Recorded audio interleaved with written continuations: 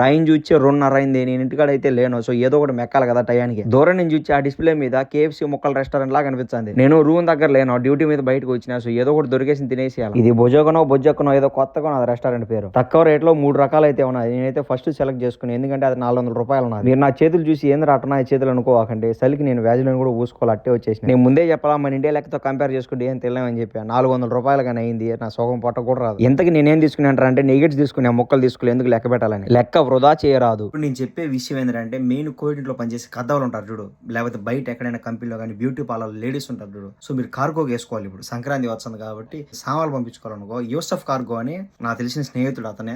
ఏంటంటే మీకు ఇప్పుడు డిస్కౌంట్ లో ఉన్నది, ఆఫర్ ఉన్నది. 20 దినాలకు వచ్చి 40 కేజీలు, 25 దినాలకు వచ్చి 50 కేజీలు. సో మీకు ఒక ఫోటో పెడతాను చూడండి. యూసఫ్ కార్గో, మర్చిపోక యూసఫ్ కార్గో. ఫోన్ చేసి నా పేరు చెప్పారనుకో, మీకు డిస్కౌంట్ అనేది వచ్చేది మాత్రం పక్క. ఓకేనా, మర్చిపోకండి. యూసఫ్ కార్గో ఫోన్ చేయండి, మీ ఇండియాకి సామాన్ అనేది వేసుకోండి.